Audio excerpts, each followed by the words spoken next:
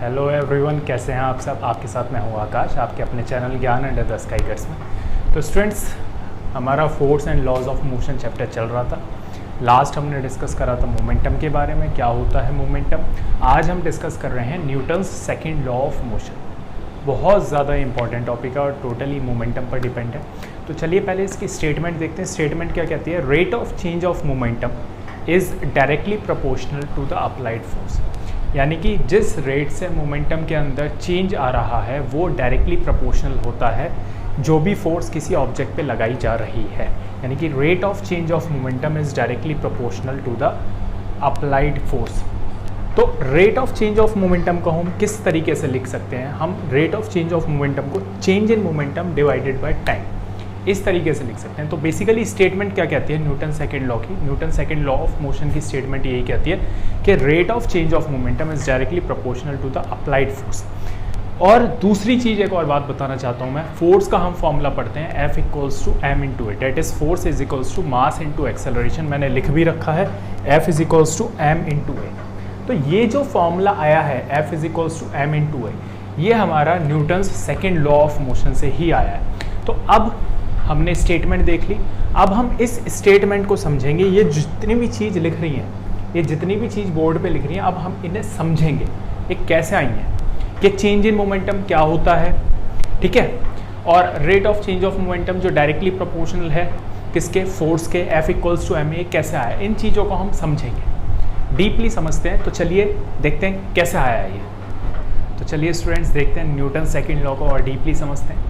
F equals to m into a का formula कैसे आया उसे भी देखते हैं, ठीक है स्टूडेंट्स।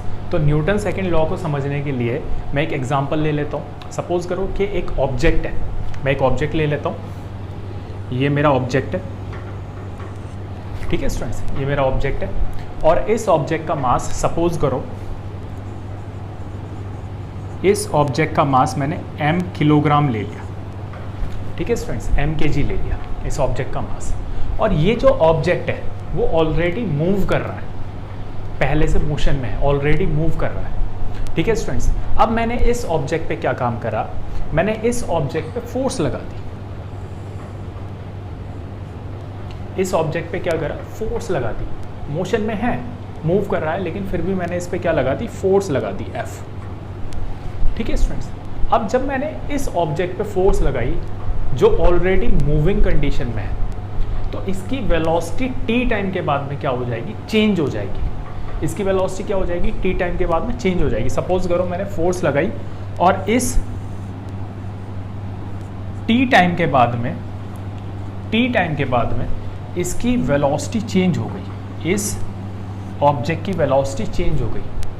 तो अब ये जो चेंज वेलोसिटी है, ये कौन सी वेलोसिटी बनी? फाइनल वेलोसिटी, ऑब्वियस ही बात है। तो अब मैं ये कहता हूँ कि सपोज करो पहले जिस वेलोसिटी से ये मूव कर रहा था वो कौन सी वेलोसिटी थी? हमारी इनिशियल वेलोसिटी। तो मैं यहाँ लिख देता हूँ, पहले वाली जो वेलोसिटी थी वो हमारी इनिशियल वेलोसिटी थी। इसे हम ले लेते हैं u मीटर पर सेकेंड। अब मैंने जब इस पर फोर्स लगा दी और t टाइम के बाद में इसकी यही इनिशियल वेलोसिटी क्या बन गई? फाइनल वेलोसिटी बन गई, ठीक है स्टूडेंट्स। तो मैं यहाँ लिख देता हूँ फाइनल वेलोसिटी अब कितनी हो गई? सपोज करो फाइनल वेलोसिटी हमारी हो गई v मीटर पर सेकेंड, ठीक है स्टूडेंट्स। बॉल का मास चेंज नहीं होगा। बॉल का मास कितना रहेगा? मास वही रहेगा, कितना? m किलोग्राम, ठीक है स्टूडेंट्स। कंडीशन यही थी कि बॉल पहले से ही मूव कर रही थी, उस पर हमने फोर्स लगा दी तो उसकी इनिशियल वेलोसिटी फाइनल वेलोसिटी में चेंज हो गई t टाइम इंटरवल के बाद में। तो अब इस जगह पे अगर मुझे मोमेंटम की वैल्यू निकालनी है, मुझे पता करना है कि मोमेंटम यहाँ पर कितना था, तो मैं कैसे निकालूंगा? तो हमारा यहाँ पर मोमेंटम क्या होगा? वही मास इंटू वेलोसिटी। लेकिन इस जगह पे जब हमारी इनिशियल वेलोसिटी है u मीटर पर सेकेंड, तो यहाँ पर जो मोमेंटम की वैल्यू आएगी वो कैसे आएगी? इनिशियल मोमेंटम की वैल्यू आएगी। तो हम क्या निकालेंगे यहाँ पर? इस वाले केस के लिए हम निकालेंगे इनिशियल मोमेंटम।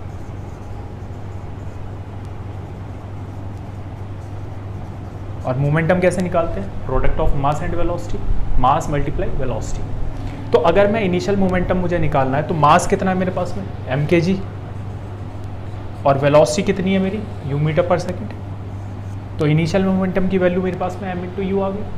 अब मुझे यहाँ पर मुझे मोमेंटम की वैल्यू निकालनी है, तो यहाँ पर कैसा हो जाएगा मोमेंटम, फाइनल। तो मैं यहाँ पर लिख सकता हूँ फाइनल मोमेंटम, तो मोमेंटम वही मास इंटू वेलोसिटी।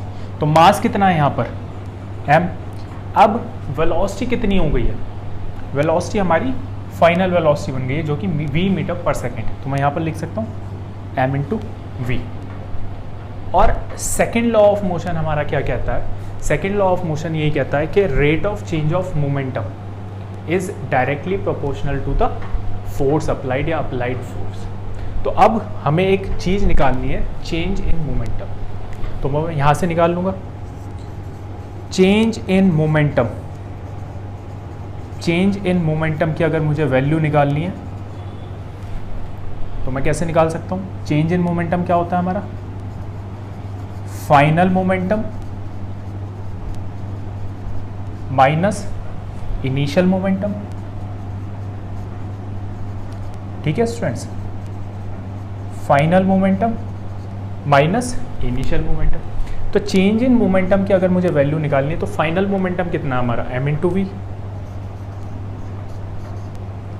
ठीक है स्टूडेंट्स, और इनिशियल मोमेंटम कितना है हमारा, m इंटू यू। तो चेंज इन मोमेंटम की जो वैल्यू आई हमारे पास में वो आई हमारे पास में m into v minus you.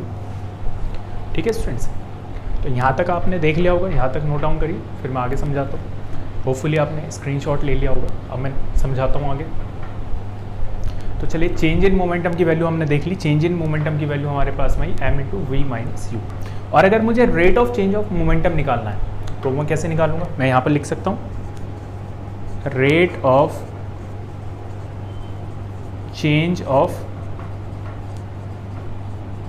Momentum. तो ये क्या होता है हमारा rate of change of momentum, ये होता है हमारा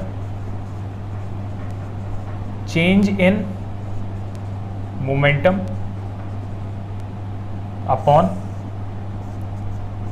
टाइम। ठीक है students, change in momentum upon time. और चेंज इन मोमेंटम हमने क्या निकाला था, m into v minus u upon time. कितना हमारे पास में, टाइम t है। तो हमारे पास में rate of change of momentum की वैल्यू भी आ गई। ठीक है स्टूडेंट्स, अब according to Newton's second law of motion, वो ये कहता है rate of change of momentum is directly proportional to the applied force. तो मैं यहाँ पे ये लिख सकता हूँ force is directly proportional to rate of change of momentum. ठीक है students, rate of change of momentum.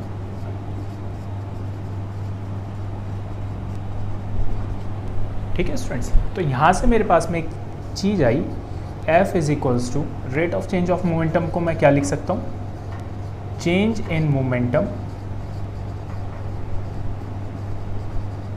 Divided by time. एक कांस्टेंट आता है, कांस्टेंट मैंने लगाया नहीं है, जिसकी वैल्यू 1 होती है, जिसे हम कहते हैं कांस्टेंट ऑफ प्रोपोर्शनैलिटी। और प्रोपोर्शनैलिटी कांस्टेंट वो मैं यहाँ पे शो नहीं कर रहा हूँ, उसकी वैल्यू 1 होती है, मैंने सीधे डायरेक्ट लिख दिया।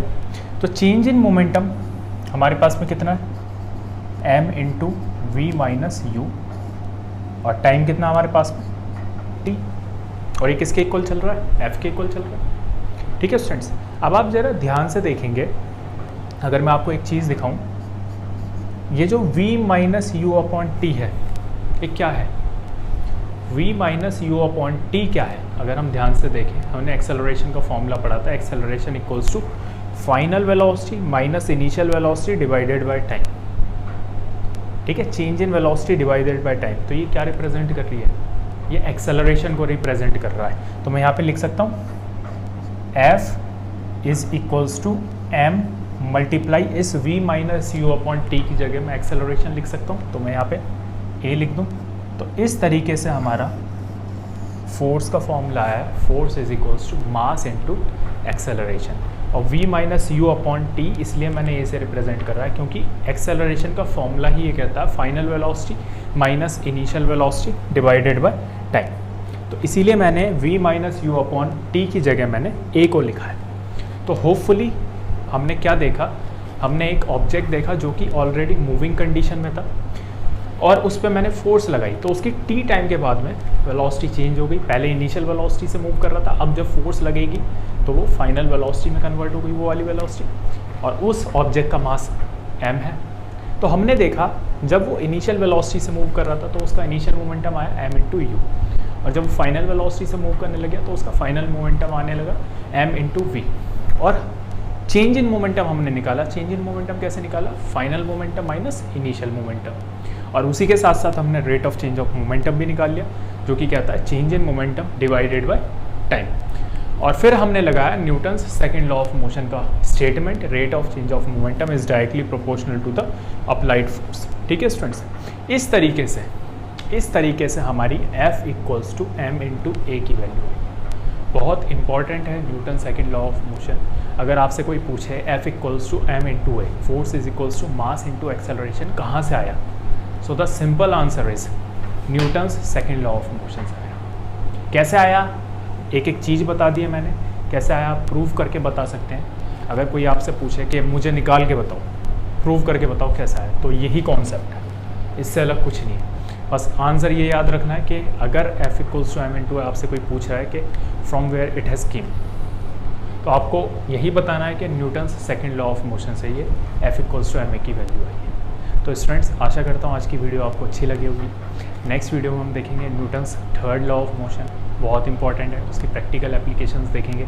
और एक चीज़ और मैं बताना चाहता हूँ, भूल गया, थोड़ा सा जल्दी कह दिया मैंने।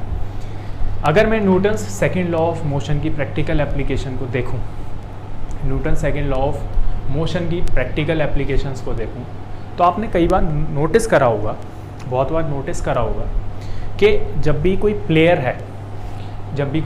है वो बॉल को कैच कर रहा है, तो वो अपना हाथ पीछे की तरफ ले जाता है। जैसे बॉल आ रही है सपोज करो, तो वो अपना हाथ पीछे की तरफ ले जाता है। आपने देखा होगा अगर ऐसे भी कैच कर रहा है तो हाथ पीछे की तरफ जाता है, ऐसे तो नहीं करता कि बॉल आई है ऐसे ही पकड़ लिया या ऐसे पकड़ ली बॉल, हाथ पीछे की तरफ जा रहा है, बॉडी पीछे की तरफ जा रही है, हाथ भी पीछे की तरफ जा रहा है। जैसे कोई बॉल आ रही है तो प्लेयर अगर कैच कर रहा है बॉल को तो ऐसे करके कैच करते हैं। वो क्यों करते हैं, उसका कॉन्सेप्ट क्या है, तो चलिए उस कॉन्सेप्ट को देखते हैं। तो चलिए स्टूडेंट्स, इसे समझते हैं। जब भी कोई प्लेयर बॉल को कैच करता है तो वो थोड़ा सा हाथ पीछे की तरफ जर्क करता है। जैसे कि ऐसे बॉल आ रही है तो पीछे की तरफ ऐसे करेगा, ऐसे कैच कर रहा है तो ऐसे करेगा। तो वो क्यों इस कॉन्सेप्ट को समझते हैं। अब मैंने दो प्लेयर बना रखे हैं, बहुत अच्छे प्लेयर हैं, इंटरनेशनल प्लेयर हैं। ये प्लेयर ए है और ये प्लेयर बी है। अब थोड़ा सा समझा दूँ, डायग्राम से आपको समझ में आ गया होगा। ये प्लेयर जो है, ये प्लेयर बॉल को ऐसे कैच कर रहा है, ऐसे बॉल आई, इसने हाथ पीछे नहीं करा, बस ऐसे कैच कर लिया। तो इस केस में जब भी बॉल को कैच करेगा तो टाइम पीरियड कम होगा। सपोज करो 0.2 सेकेंड है। बॉल का मास 1 किलोग्राम ले लिया है, फाइनल वेलोसिटी 0 होगी। आपको पता है क्यों 0 होगी, इनिशियल वेलोसिटी 10 मीटर पर सेकेंड है। अब ये जो प्लेयर बी है, इसने क्या काम करा, इसने बॉल को कैच करा और इसने हाथ पीछे ले गया है। सपोज करो अगर ऐसे बॉल आ रही है तो ऐसे इस तरीके से बॉल को कैच करा, अगर ऐसे आ रही है तो ऐसे कैच करा, पीछे की तरफ ले गया। तो उस केस में क्या हुआ, जब ये ले गया तो टाइम पीरियड बढ़ गया। टाइम पीरियड सपोज करो 2 सेकेंड हो गया। ठीक है स्टूडेंट्स, तो बताने का मतलब क्या, अभी समझते कॉन्सेप्ट को। तो इस केस में अगर मुझे फोर्स निकालनी है तो मैं कैसे निकालूंगा, F equals to m into a. ठीक है स्टूडेंट्स, और F इक्वल्स टू अभी हमने देखा था m इंटू ए को मैं क्या लिख सकता हूँ, v minus u upon t. ठीक है स्टूडेंट्स, तो F is equals to m की वैल्यू कितनी है 1 मल्टीप्लाई v0 माइनस u की वैल्यू कितनी है 10 डिवाइडेड बाय टाइम पीरियड कितना है 0.2। ठीक है स्टूडेंट्स, तो यहाँ से मेरे पास में F की वैल्यू कितनी आ जाएगी, F equals to minus 10 upon 0.2। ठीक है स्टूडेंट्स, तो मेरे पास में फोर्स की कितनी वैल्यू आ जाएगी। ठीक है स्टूडेंट्स, अगर मैं यहाँ से पॉइंट हटाता हूँ 0 पर चले गया तो फोर्स की वैल्यू मेरे पास में आ जाएगी माइनस 15 न्यूटन। माइनस से फ़र्क नहीं है, उसे मत देखना। तो यहाँ पर फोर्स की वैल्यू आ रही है 15 न्यूटन। ठीक है स्टूडेंट्स, यानी कि जब प्लेयर ऐसे कैच कर रहा है, पीछे की तरफ हाथ नहीं कर रहा है। अब हम देखते हैं जब प्लेयर पीछे की तरफ हाथ कर रहा है तो उस केस में क्या हुआ, टाइम पीरियड हमारा बढ़ गया। यहाँ पर 0.2 सेकेंड था, यहाँ पर 2 सेकेंड है। ठीक है, जब पीछे ले जा रहे हैं तो टाइम पीरियड तो बढ़ेगा, ऑब्वियस सी बात है। तो हम देखते हैं यहाँ पर फोर्स की value F equals to m into v minus u divided by t. ठीक है स्टूडेंट्स, ये हमने लिखा। तो यहाँ पर m की वैल्यू कितनी है, मास हमारा कितना 1 किलोग्राम। v की वैल्यू कितनी है, v की वैल्यू हमारी 0 है, माइनस 10 मीटर पर सेकेंड, इनिशियल वेलोसिटी हमारी 10 है, डिवाइडेड बाय टाइम पीरियड कितना हो गया, टाइम पीरियड हो गया हमारा 2 सेकेंड। तो यहाँ पर f इज इक्वल्स टू ये कितना आ जाएगा, -10/2।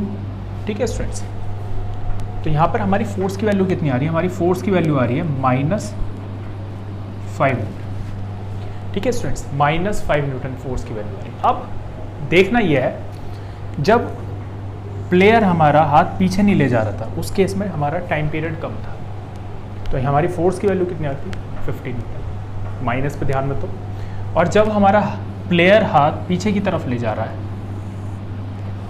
पीछे की तरफ ले जा रहा है, तो उस केस में हमारी फोर्स की वैल्यू कितनी आ रही है 5 न्यूटन। टाइम पीरियड तो बढ़ा, लेकिन फोर्स क्या है, फोर्स की वैल्यू 5 न्यूटन। तो कहने का मतलब ये है, कॉन्सेप्ट ये है सीधे सीधे, कि अगर हम बॉल को ऐसे पकड़ लें सीधे, जैसे ये बॉल आई और हमने ऐसे पकड़ ली, तो उस केस में हमें उस बॉल को रोकने के लिए ज़्यादा फोर्स लगानी होगी, ज़्यादा फोर्स लगानी होगी। ये माइनस साइन ये रिप्रेजेंट कर रहा है पीछे की तरफ डायरेक्शन जा रही है, बैक साइड में पीछे की तरफ। तो इससे ध्यान मत देना, एक कॉन्सेप्ट है बस समझाने के लिए, समझाया है बस। तो इस केस में हमें ज़्यादा फोर्स लगानी पड़ रही है।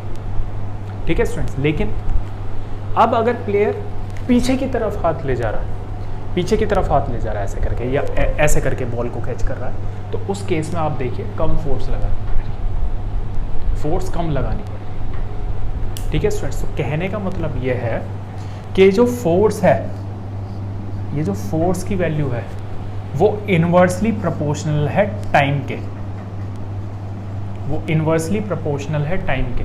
यानी कि अगर टाइम पीरियड बढ़ रहा है तो फोर्स की वैल्यू कम होगी, और अगर टाइम पीरियड ज़्यादा हो रहा है फोर्स की वैल्यू तो कम होगी, और अगर टाइम पीरियड कम हो रहा है तो फोर्स की वैल्यू ज़्यादा होगी। जैसे कि हमने यहाँ देखा, यहाँ टाइम तो कम लग रहा था प्लेयर को बॉल को कैच करने में, लेकिन फोर्स भी तो ज़्यादा लगानी पड़ रही थी।